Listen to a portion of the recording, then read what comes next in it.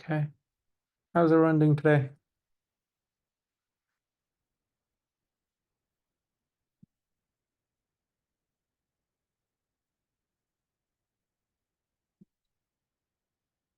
Also, can someone confirm in chat real quick? You guys can see my screen? Yep, that's visible. Okay, perfect. Cool. Okay. Then I don't know if too many other people are joining. So let us then just get started. Um, so if anybody has any questions throughout the workshop, by the way, just post in Zoom chat. I have that open separately, so I'll be looking at it and we'll be able to answer any questions that come up over there. But today we're going to be talking about a little bit of the history of Uniswap, sort of how we went from V1 to V2 to V3, now to V4, and follow it up with some of the new features that come with V4 and sort of the unlocks as well that come with V4. So, um, some of you might know this, but originally Uniswap was obviously launched back in 2018. Um, Hayden was the founder. He wrote the original smart contracts, but the idea kind of flowed through multiple people before that happened. So originally, like the idea of like this, a smart contract that can permissionlessly exchange tokens was something that was discussed by like Alan and Martin, who are a couple of people over on the Gnosis team, the team behind Gnosis Safe and Gnosis Chain and all of that cool stuff. OG Ethereum people. So they were kind of theorizing this idea of, hey, we could have a smart contract that could actually like exchange tokens automatically and act like an AMM without needing an order book. And that theory, eventually made its way down to Vitalik. Vitalik ended up publishing this really nice blog post called On Path Independence, which sort of formalized some of those ideas and introduced like some mathematical foundational things to it about how something like this could be built. And that is where the famous like XY equals K equation comes from. Hayden, who at the time was sort of, coming from this sort of finance background, wanted to get started in was like exploring crypto and doing stuff in Web3, came across that article, felt inspired, ended up building Uniswap and launched like a few months after, right? Another time it was called Unipack, by the way. This was the logo they used at the time. Thankfully, it was changed to Uniswap, and we have this nice pink unicorn we all know today. So that came out in 2018, Uniswap V1. And V1 was pretty simple. It was pretty limited in sort of what it could do. It was following like the XY equals K curve, so like the core foundational AMM design. Um, but it was pretty simple in the format that the only pools that existed were pools between a token and ETH, right? You could only swap a token for ETH or like ETH for token. So if you wanted to do a swap, something like DAI to USDC, which you're going from like a ERC20 token to another ERC20 token, the only way to do this would be to first sell your DAI for ETH in like a DAI ETH pool, and then use that ETH to then purchase USDC in a USDC ETH pool. So you have to do like two swaps to have something like this happen. And this was at the time it was kind of like V1 MVP proof of concept. It works, but obviously this isn't like a great workflow, and this needed to be changed, especially because 2017, 2018, a lot of new tokens were launching at the time. It's kind of like ICO era, and a bunch of projects were launching their own tokens and stuff. People needed easier ways to swap tokens, so. Uni V2 then came out shortly after, less than a year after Uniswap V1, and mainly it introduced two new things, right? The first thing was it allowed for like token to token swaps, like you could create pools on Uniswap V2 that, they were both like ERC20 tokens without using ETH as a middleman. So you could go like directly from DAI to USDC, for example, in a single swap. You could still, do the old things. Like you could still use ETH as a middleman currency if you wanted to, but ERC20 to ERC20 pools became possible, at least with UniV2. The other thing, it also introduced this TVAP oracle, which is just used to like fetch average prices of an asset over a given time period.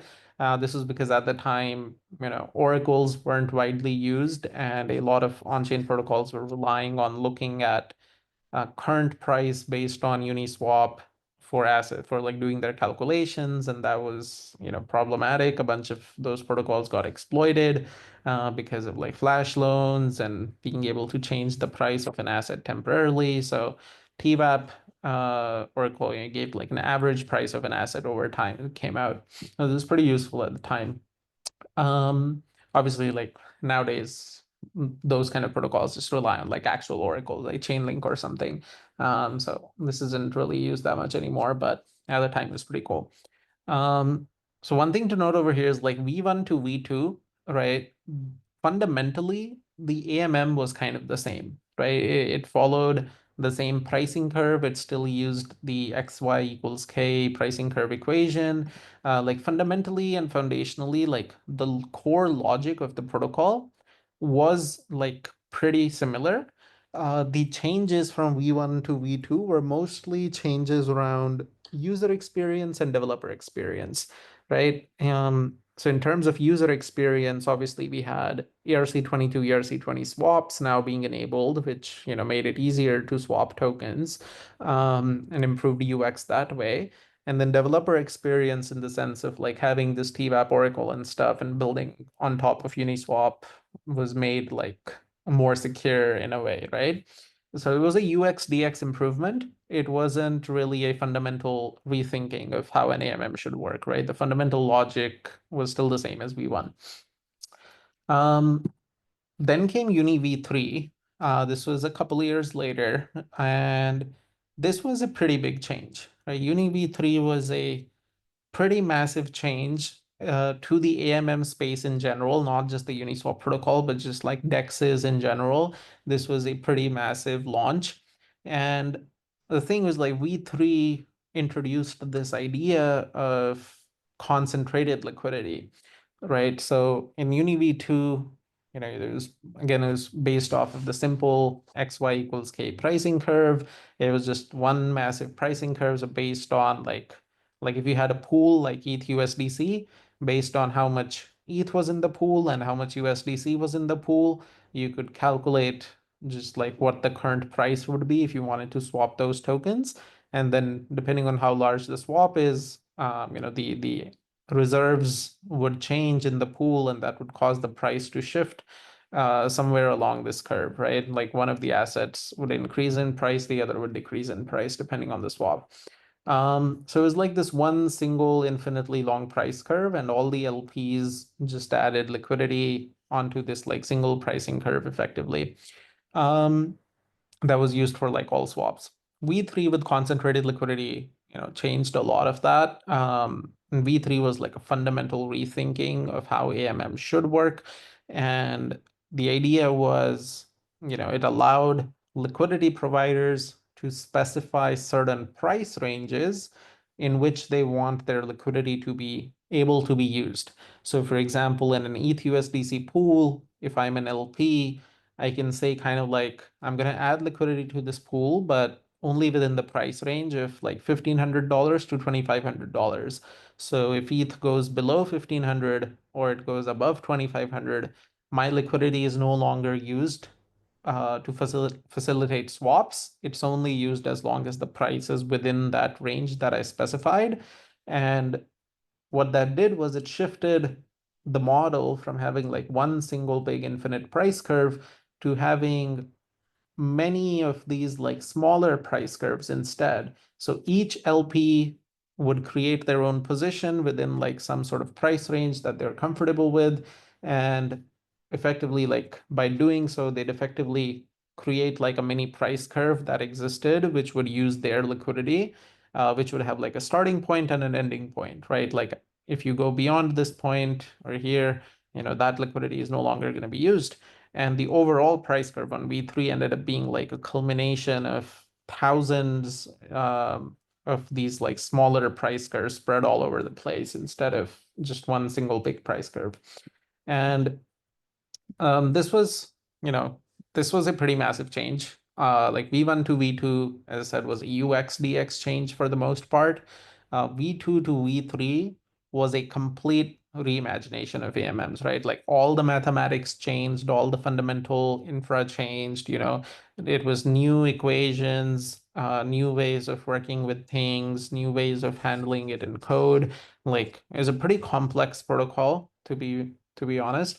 Like it takes some time to understand all the internal mechanics of it, but it brought with it like a lot of efficiencies, right? Like being able to concentrate liquidity in certain ranges meant that you get like better efficiency during swaps, like lower slippage, lower impermanent loss. It improved that significantly compared to V2. And it also made V3 better for certain kinds of assets, which V2 was pretty bad at. Like V2 was pretty bad at swapping between stable coins, for example, like going from DAI to USDC. If you have like a big enough swap, like never use Uniswap V2 for it. Like it's going to cause so much slippage, it's actually not worth it, right? Because when you're going from DAI to USDC, you expect almost a one-to-one trade, but V2 wouldn't do that. Like V2 would have pretty high slippage because the price would shift along this curve pretty significantly. But because of concentrated liquidity, what happens now in like DAI USDC pools like that is there's a crazy amount of liquidity just concentrated around the one-to-one price. So slippage is significantly lower, and it's actually competitive with like dexes that were specifically designed for stable coins like Curve Finance and stuff, right? Like Curve Finance gained most of its traction when V2 was the primary Uniswap dex, and then when V3 came out, like it took back a lot of that market share. Anyway, um, so V3 introduced concentrated liquidity, really cool, really efficient, lower slippage, lower impermanent losses, it's great. And then we sort of came to V4, like this year on mainnet. So V4, the jump from V3 to V4, I'm going to talk about like the specific details in just a second, but the jump from V3 to V4 is like conceptually similar to the jump from V1 to V2, where what V4 is doing is it is not changing the fundamental like mathematical foundations of Uniswap, right? Like V3 to V4, like fundamentally the mathematics is all pretty much the same. It is still a concentrated liquidity AMM. LPs create liquidity within certain price ranges, and it gets used for swaps. Like all the core logic is basically the same, but similar to V1 to V2, what it does bring is a huge amount of like UX and DevX improvements, particularly. So we're going to start talking about a few of those. Couple of UX things like the biggest ones, and then the DevX thing obviously being like V4 hooks, right? Being able to have custom logic attached to Uniswap pools. We'll get to that. So the first thing on the UX side is this thing called the singleton design. What this means is like I'm going to be drawing analogies between how it worked in V3 and how it works in V4 over here. So in Uniswap V3, what would happen is each pool, right? So you have like an ETH-USDC pool, an ARB-USDC pool, a Uni-USDC pool, whatever. You'd have like all these different pools, and there's millions of these pools out there. Um, each individual pool would be an individual smart contract, right? It would be an independent smart contract that exists. And as a user who wants to, either do a swap or manage a liquidity position, if you wanted to, take actions across multiple different pools, you'd have to essentially like individually call functions on each of these different smart contracts. And um, and like the way this kind of looks in code is effectively like if you deploy a new token and you want to create a pool for it, when you call the create pool function on Uniswap v3, effectively what it's doing is it's just taking, what is token X, what is token Y, how much fees is charged in this pool, etc. It's taking all those parameters, and then it's literally just deploying a new Uniswap v3 pool smart contract, right? And then it's just storing the address of this newly deployed contract in a big mapping. So there's like millions of these individual like pool contracts that have been deployed through Uniswap v3. V4 changes that pretty significantly. So the singleton design, as the name kind of hints towards, is Uni v4, the entirety of the Uniswap v4 protocol is a single smart contract, right? There's just this one smart contract called the pool manager, and that is the only thing that exists.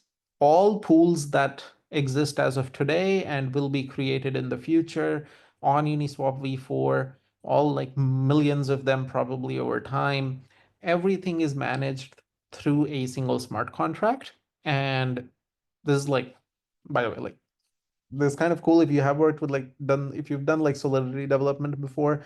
It's pretty cool because like Ethereum has like pretty strict limits on how big a single contract can be. So it's actually like pretty cool how this was even possible to do.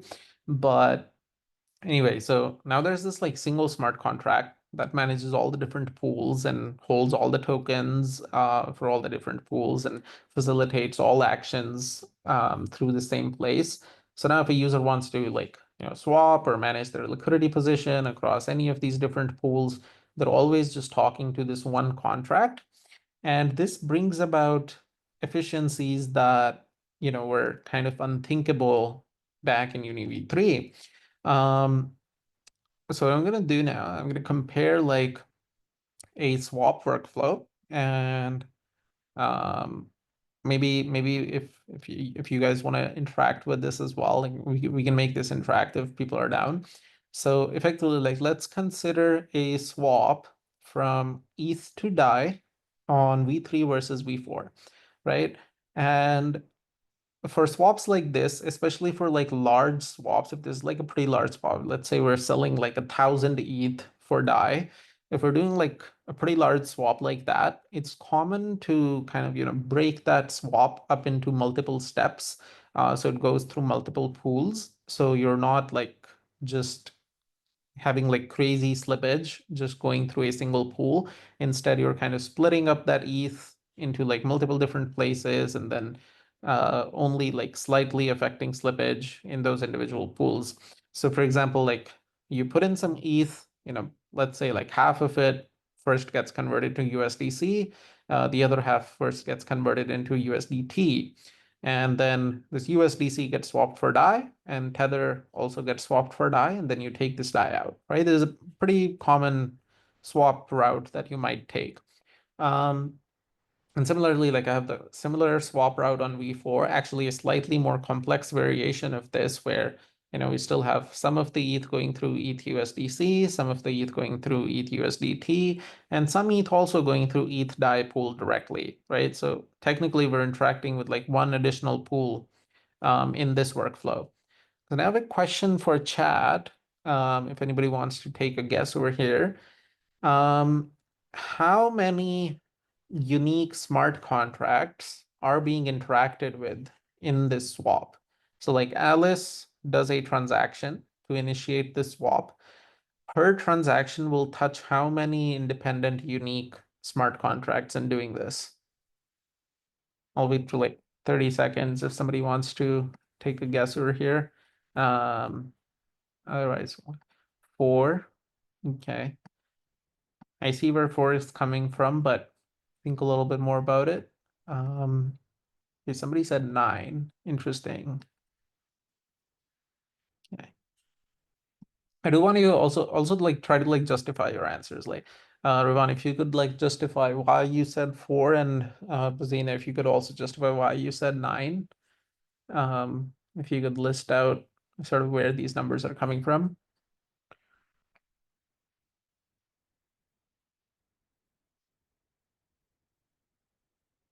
Well, talking about the V3 swap, not the V4 one. We'll get to the V4 one in a second. So V3 doesn't have the pool manager, it doesn't have the concept of a pool manager. That's only for V4.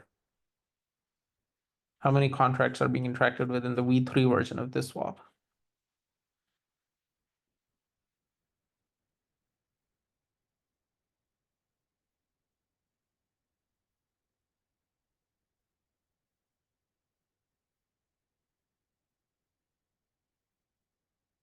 Two, one per pool. Well, we are interacting with like four pools at the very minimum. Right? It's like ETH USDC and then USDC DAI and ETH USDT and USDT DAI. So technically there are like four pools. Okay, so your guess is the same as Ravon then. Okay, four individual pools. Okay. Um, right. Okay, yeah. So you're good. Like the four pools. Okay. Um, Zena, I'm not sure if you're still typing your justification for nine, or if you want me to just move on. I'll wait for like a little bit longer if you're just typing it out. Move on. Okay, cool, cool, cool. So the correct answer is actually nine.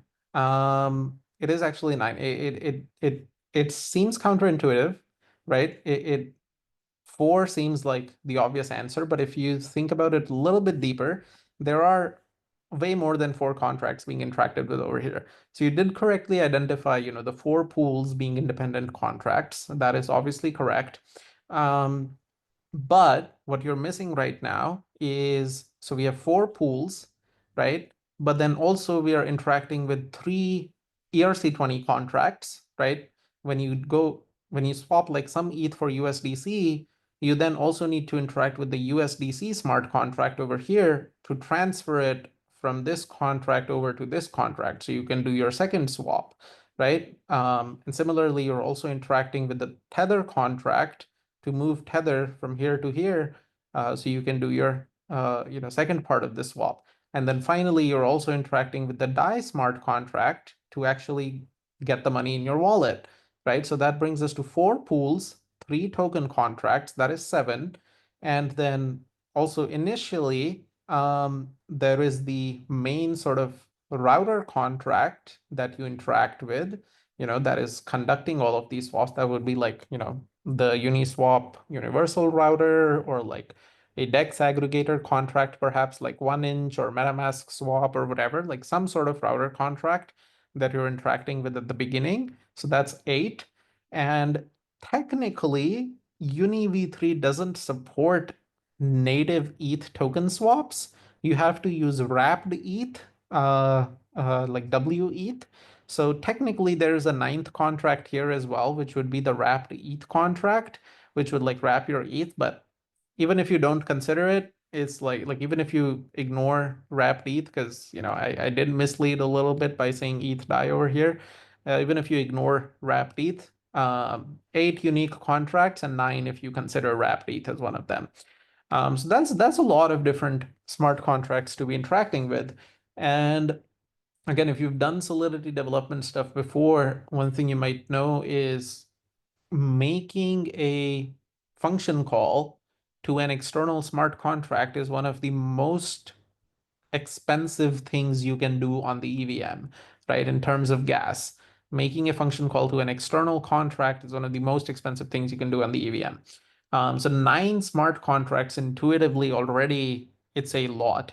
And it's partly why like V3 swaps are fairly expensive for something like this. Now, same question, but for V4. How many unique contracts are being interacted with in the V4 version of this swap, which is actually a more complex swap route, because now there's an additional pool we're interacting with over here as well. How many total unique smart contract interactions happening here, you think?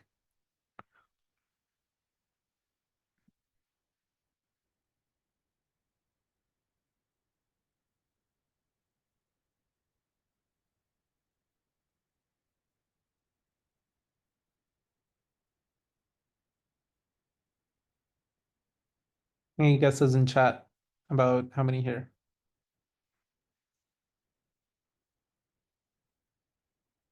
One. Okay. I'm assuming you're considering the pool manager as the one over there.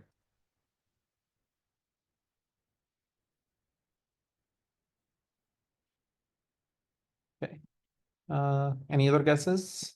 Someone? Three, pool manager, router, and token. Four, Bazina. Okay. Bazina, do you want to justify four? Are you considering the same three as EN and maybe wrapped ETH on top of that?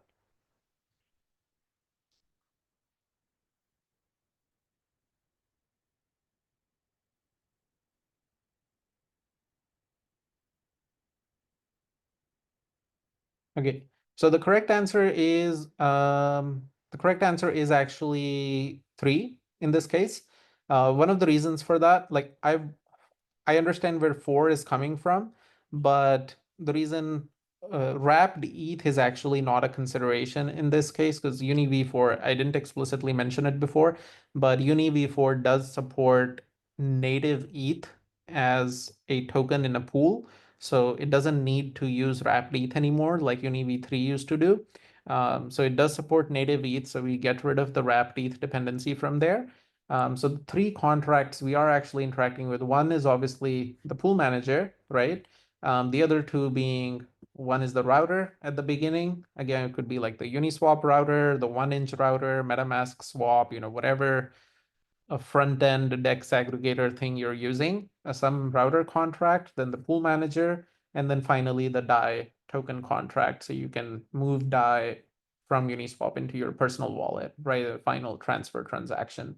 So even though this is a more complicated swap route compared to this one, we still go from 9 unique contract interactions to 3 unique contract interactions. And the result of this is obviously like much cheaper transactions, right? Much cheaper gas costs in terms of transactions. You can do more things, more complicated things in terms of, the route you're picking in your swap and things like that, and how many pools you're interacting with and whatnot. But you'll still end up with significantly cheaper gas cost. And if you look at the data today, um, some of the things on UniV, like the gas cost savings are like average around like, depending on what you're doing, they go somewhere between like 60% to 99%, right? So like certain actions like adding or removing liquidity, they're about like 60% cheaper roughly compared to the V3 equivalent. Swapping generally tends to be around like 70 to 80% cheaper in terms of gas compared to V3 equivalents, and creating new pools is literally 99% cheaper. Like it's literally 1% of the cost, but that's because you're no longer deploying a new smart contract when you create a pool, right? That was a pretty big part of the cost of creating a new pool, is you literally are deploying a new smart contract. So that's not happening anymore. So creating a new pool is literally 99% cheaper than it used to be. Um, so significant gas savings because singleton design, that's one of the biggest like UX improvements that comes with V4. And the way it kind of works is um, the way like this happens, the way you can like do all of this inside like the same contract and still have Uniswap like understand, at the end of the day, what tokens need to be moved around where. Um, the way it works is like effectively the first thing, Alice initiates a transaction. She calls out to a router contract, right? Again, like a DEX aggregator or like uniswap.com, whatever. Like she calls out some router contract that, is the top level parent. The router contract calls into this function called unlock that exists on the pool manager. And as part of unlock, the pool manager will give a callback back to the router. So like router calls unlock, and then pool manager calls back to the router. And inside of that callback, the router executes all the different actions it needs to do, right? So like in a case like this, inside of the callback, the router is like, a third of the ETH goes here. I get like some amount of USDC from there. Let's say, like 1 ETH goes here, I get like 2000 USDC for it. The 2000 USDC then goes here, I get 2000 DAI for it. Then also 1 ETH goes here, I get 2000 tether. 2000 tether goes here, I get another 2000 DAI for it. So like all these different actions that need to happen, they happen inside of this like callback function. The router does that, all of that inside the callback function. And once it's done taking all the actions, finally it needs to settle the tokens, which is like send ETH, like actually send ETH to Uniswap and actually like withdraw DAI out of Uniswap into the user's wallet. And if it has done that, Uniswap just makes like one final check to make sure there is no pending balances, like the router doesn't owe any money to Uniswap anymore, and Uniswap doesn't owe any money back to the user anymore. If there's no pending balances, then everything is fine and the pool manager gets locked again. So in a more sort of step-by-step workflow, what that looks like is, if you've done like V3 dev before as well, this will sound familiar, but if not, that's okay. So in V3, if you had the multi-hop swap, this workflow, this is called a multi-hop swap, where you're hopping between different pools to conduct your swap. So if you have a multi-hop swap in V3, the way it would work is, it starts off similar. User like Alice goes to a router, she initiates some sort of like multi-hop swap over there. And the different colors here represent different pools that you're interacting with. So what would happen in V3 is, the router would go to the first pool contract. It would initiate like a v3.swap. This would give it a callback. Inside of the callback, it would conduct the first swap it needs to do and transfer USDC, right? Because this is an independent contract, right? If you want to take this USDC further into another pool to complete the rest of your swap, you actually need to move USDC from this address to this address, right? They're both independent contracts. They share no common knowledge between the two of them. So you do the first swap, you get your first callback, and now you have to settle balances, right? Send ETH and take USDC out and move it to the second pool. Then you go to the second pool again, you do another v3.swap, you get a second callback, and then you do the same thing, right? Send it USDC, take out DAI. And you keep doing this, right? You do this for 4 different pools. You get like 4 different callbacks, and every single time you have to move tokens around. V4, the way this would work is it starts off the same. Alice does router.multiswap something. The router goes out to V4, but it starts off by calling the unlock function.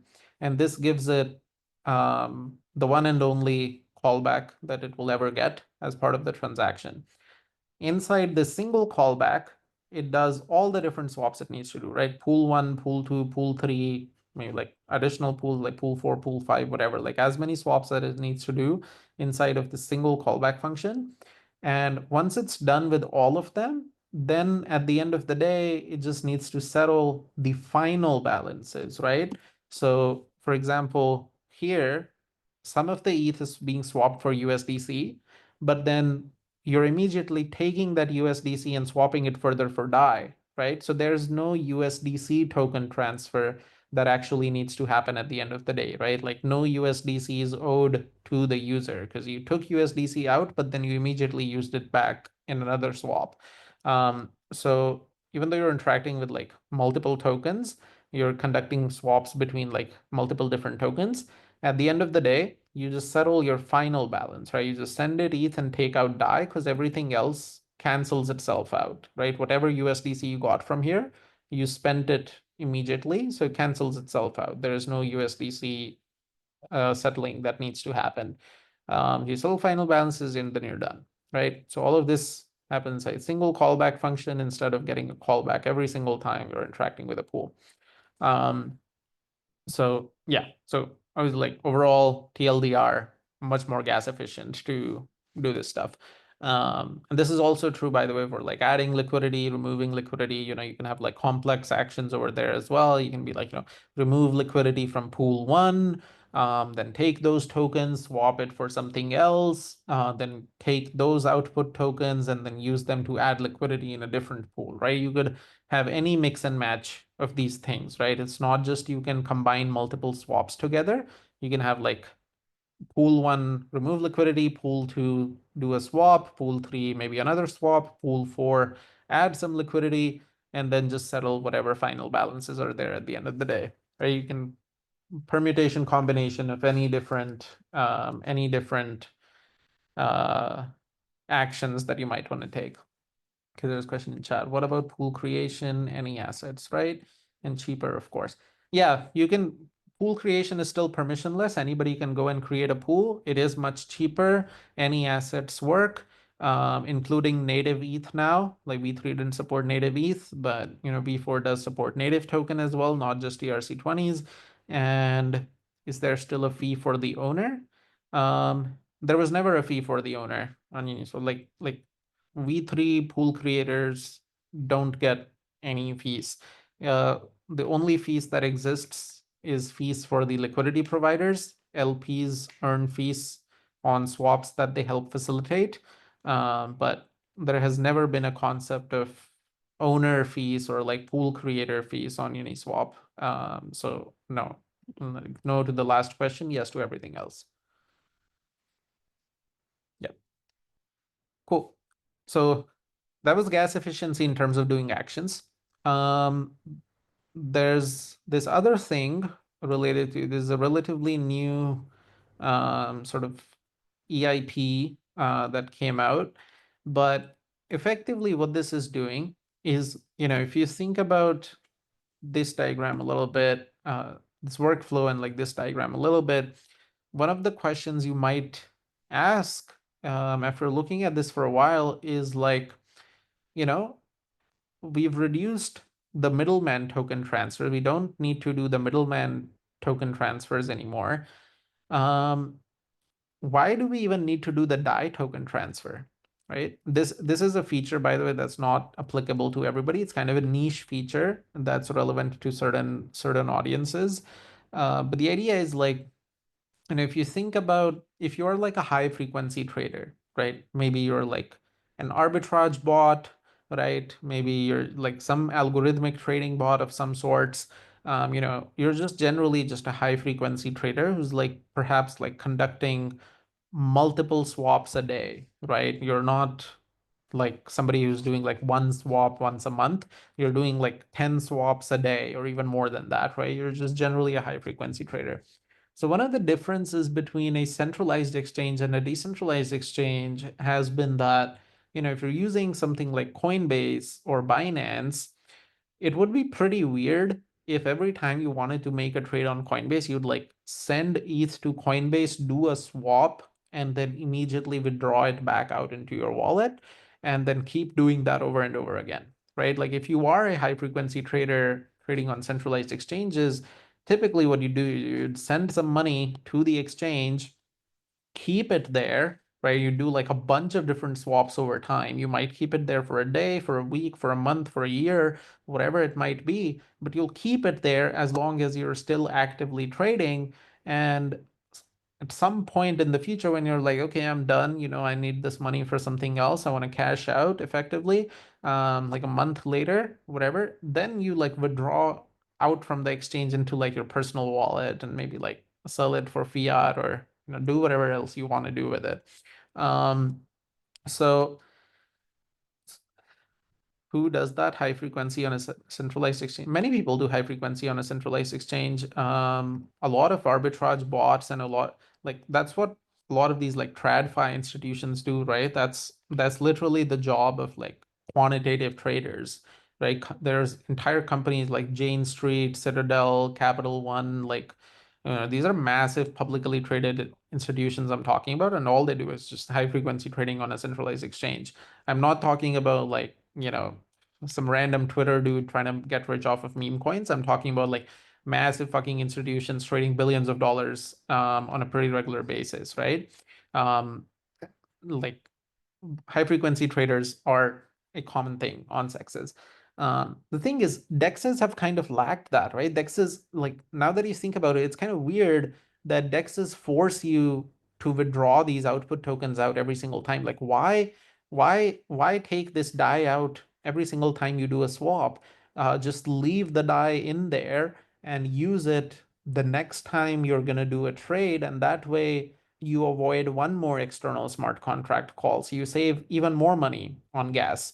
So effectively, that is what this new EIP allows Uniswap to do. So for certain audiences, like high frequency traders, um, Uniswap V4 now has the option where you can just leave money in Uniswap, right? You can just choose, you can just like send money to Uniswap and like not do anything, like don't swap it immediately. You can literally just send it money and just keep it there. Or you can like, when you're doing a swap, you have the option to like not withdraw the token back out to your wallet, like just do the swap, but just keep it there.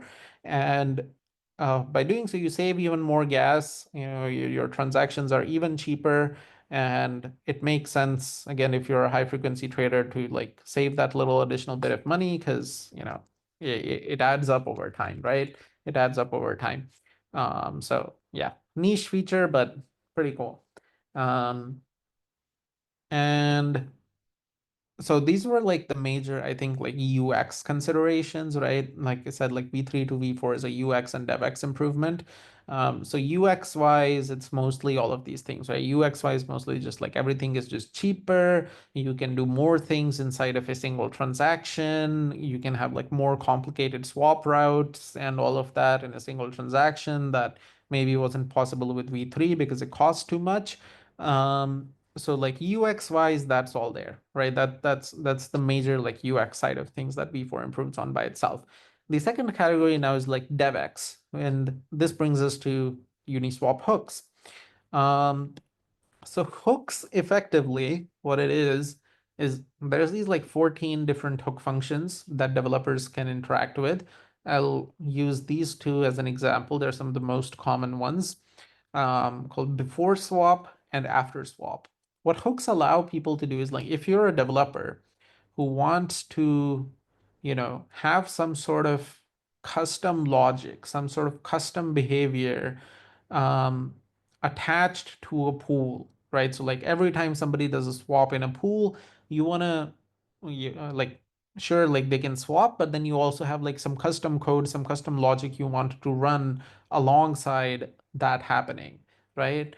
And there's also like, you have a sort of like before add liquidity, after add liquidity, or like before remove liquidity, after remove liquidity. So you can customize like a lot of different things, and pretty much like every possible workflow that exists with Uniswap. And you can add this additional code to build your custom protocols on top of it, right? So previously, what would happen is with Uni v3, if you wanted any sort of customization on top of Uni v3, like if you wanted to like build something that would have like special behaviors for certain kinds of pools, the only way to do that with Uni v3 would be to fork Uniswap v3 itself, right? Like people would literally like fork the entire Uniswap code base, make changes directly in the main code base, and then redeploy as like a brand new DEX effectively. And Uniswap is actually the most forked code base in all of crypto, right? So there's like thousands of like Uniswap forks out there across a bunch of different chains, who have like very slightly just edited the Uniswap code base to do like one extra additional thing that wasn't there by default. V4, kind of removes the need for that. So V4 is like, okay, you're a dev who wants to build some sort of custom behavior, some sort of custom logic when certain things happen, right? So when somebody does a swap, you have some custom thing, or when somebody's adding liquidity, you have some custom thing, or when somebody's removing liquidity, you have some custom thing, whatever. Um, Now you can do that without needing to fork the entire Uniswap protocol, right? You can just build a hook contract and implement whatever function you care about, and then just attach that to a pool on Uniswap. And then anybody who's trading in that pool, or like doing actions against that pool, their action will happen right alongside your custom logic also running.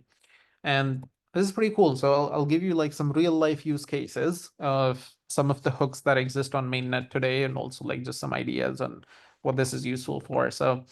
Um, so one example is using hooks to build loyalty programs, right? So this is another difference between like centralized exchanges and DEXs that exist. So again, if you're like on Coinbase or Binance, what would happen is, if you're rich, right? If you're like a whale, basically, those exchanges want to try their best to retain you, right? They don't want to lose you out to a competitor because you're a whale, you're trading a lot on those platforms. They're making money off of your trades by taking commission. So they don't want you to go to a competitor, right? And these centralized exchanges, often what they'll have is, well, pretty much all of them, they have some sort of loyalty programs. So what that means is, like, let's say, as an example, if Coinbase is charging like 5% fee on every trade by default, what they'll do is, if you hit certain thresholds, if you're like, okay, this person is trading $100,000 every month, right? They're trading 100K or more in volume every single month. So if you hit that threshold, maybe like, okay, you know what? Instead of charging them 5% fee, I'm only going to charge them 4% fee because they're like a high volume trader on our platform. Then maybe if you hit like $1 million a month, they're like, okay, you know what? We're only going to charge you 3% fees. If you hit like $5 million a month, it's like, okay, you know what? We're just going to charge you 1% fee, whatever, right? And all these centralized exchanges have loyalty programs like that where they charge you lower fees if you trade a lot of volume on those platforms consistently. Um, this also is something that has been missing in DEXs, but it is something that you can pretty easily actually implement with hooks, right? So you could have a hook that is attached to different pools on Uniswap, where, like, after a swap takes place, in the after swap function, you can track how much volume has this person traded, and then you can use that to build up like a data set of like how much volume has this person traded in the last 30 days, for example. And based on what that amount is, like if it's hitting these certain thresholds, your hook can actually modify the amount of swap fees that is charged to that user, right? So if by default, again, if by default the pool is maybe charging 5% fee, your hook can adjust that behavior based on trading volume of the user, right? So like if this user has traded $1 million, we're going to reduce their fee to only be 2% or whatever, right? So loyalty programs, um, I think, like, pretty good example is like conceptually one of the things that hooks are capable of. Another example, which is maybe even simpler actually, but is something that is actually out on mainnet right now, is something Coinbase launched very recently. So Coinbase recently created a Uniswap hook called verified pools. And the idea is Coinbase is working with like a lot of these like traditional big like institutional finance companies, right? Like BlackRock and JP Morgan and all of these guys. So they're working with a lot of these like big finance companies who want to get on chain, right? And Coinbase is helping them get on chain effectively.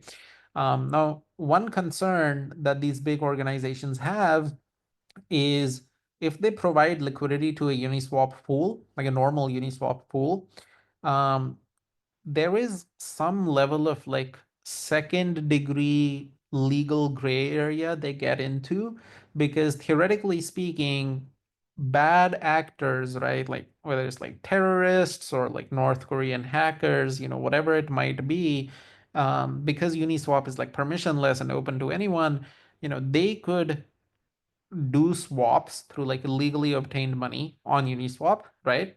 And that puts these like institutions like BlackRock and stuff into like a legal gray area where effectively they're a massive liquidity provider whose liquidity is being used to facilitate trades for terrorists or for North Korean actors, right? Sanctioned countries. And they don't want to do that, right? Their idea is like if these big institutions are going to come on chain, they need to do so in like a legal way, following whatever stuff they've been following in TradFi as well.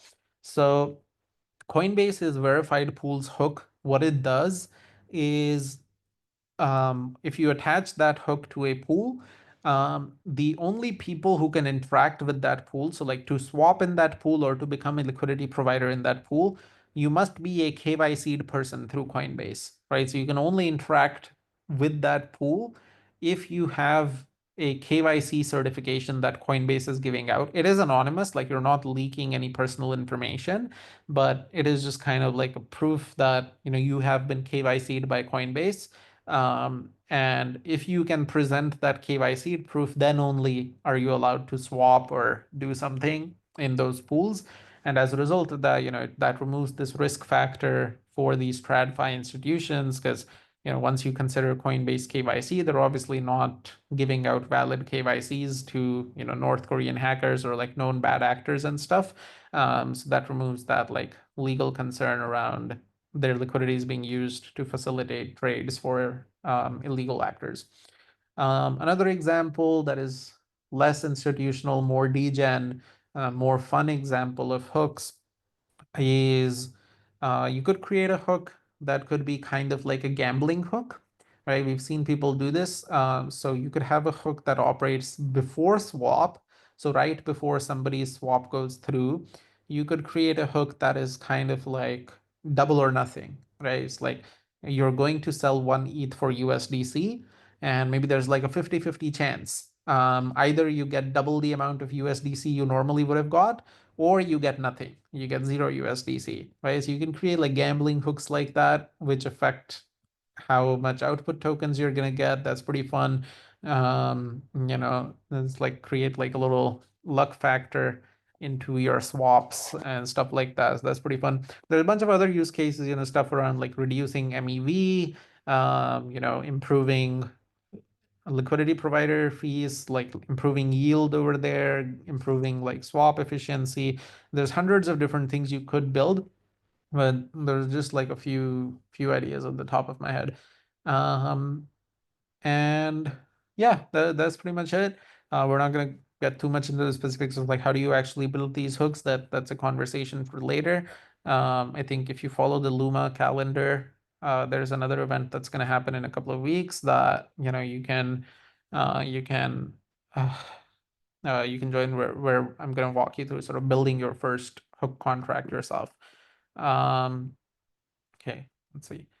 Can you create a hook that concentrates liquidity so that with your own swap you retain that's a percentage goes to LP and swaps back with the profit? Um, well, you're not really profiting at anything in that case, right? Like if you yourself are adding a liquidity position that is being used to facilitate your own swap, the fees you are earning as an LP is fees that is being charged to you as the trader. Right? So like if the trader is paying like $1 in LP fees, and that $1 is going to LPs, but you yourself are the LP, like at the end of the day, you're not earning or losing anything at all.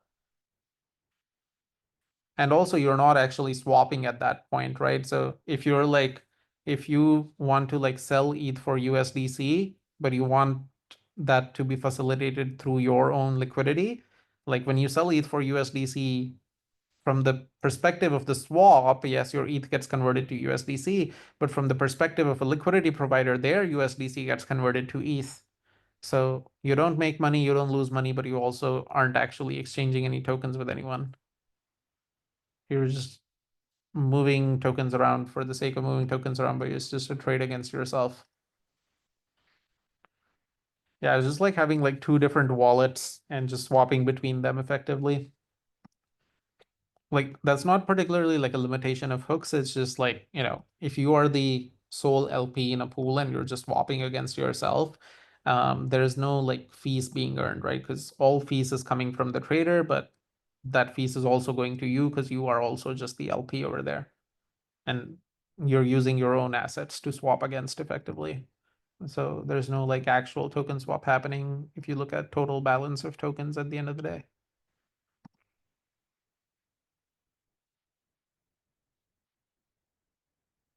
But yeah, cool.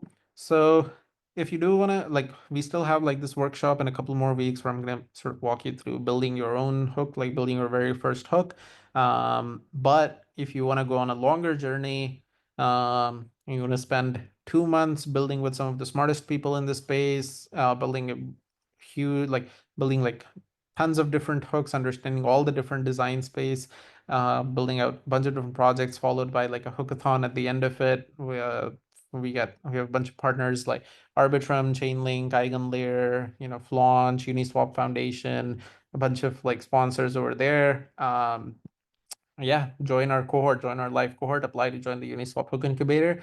Next cohort begins in July. Applications are open right now, I believe, atrium.academy/Uniswap. And come along with some of the best, smartest DeFi people in the space, learn how to build hooks in much significantly more detail compared to today, and ship a project at the end of it and get access like $50,000 plus in prizes, plus support after the hackathon to take your project to mainnet and build an actual company out of it.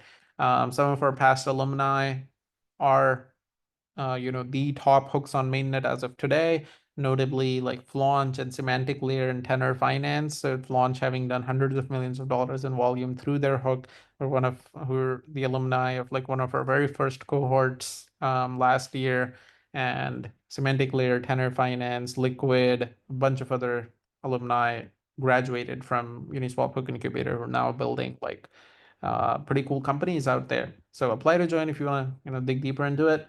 But yeah, that's all I have for today. If anybody has any questions, you can take those. Otherwise, we're pretty much at time, like 2 minutes until the scheduled time anyway. So we can start wrapping up shortly. But if there's any questions, happy to help answer.